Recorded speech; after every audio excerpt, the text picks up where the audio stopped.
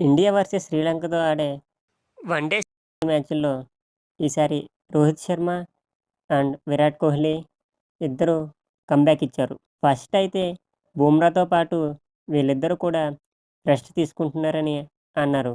కానీ లాస్ట్‌లో మేము కూడా అవైలబుల్‌గానే ఉన్నాం, ఆడతామని చెప్పారు.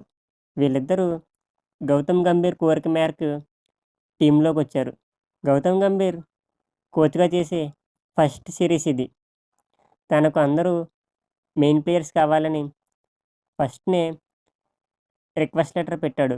అందుకే రోహిత్ శర్మ, విరాట్ కోహ్లీ ఇద్దరు వన్‌డే సిరీస్‌కు ఆడడానికి సిద్ధమయ్యారు. అండ్ హార్దిక్ పాండ్యా కూడా కొన్ని పర్సనల్స్ రీజన్స్ వల్ల ఈ సిరీస్ నుండి తప్పుకున్నాడు. వన్‌డే మ్యాచ్ ఆగస్ట్ 2న స్టార్ట్ అవుతుంది. దానికి స్క్వాడ్స్‌గా బ్యాటర్స్ రోహిత్ శర్మ, శుభ్మన్ గిల్, విరాట్ కోహ్లీ, శ్రేయస్ అయ్యర్, రియాన్ పరాగ్. వికెట్ కీపర్స్‌గా కేఎల్ రాహుల్, రిషబ్ పంత్.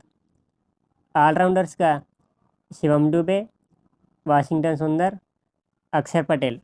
ఇంకా బౌలర్స్‌గా కుల్దీప్ యాదవ్, మొహమ్మద్ సిరాజ్, హర్షదీప్ సింగ్, ఖలీల్ అహ్మద్, హర్షిత్ రాణాలు ఆడనున్నారు.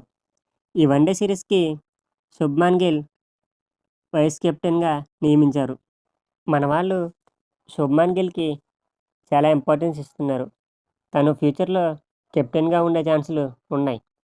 ఇంకా బోనస్‌లో అయితే ఖలీల్ అహ్మద్‌కి, హర్షిత్ రాణాకి ఛాన్స్ ఇచ్చారు. ఇంకా ఫ్యూచర్‌లో గంభీర్ ప్లానింగ్ ఎలా ఉండబోతుందో చూడాలి. మరిన్ని అప్డేట్స్ కోసం మన ఛానల్‌ని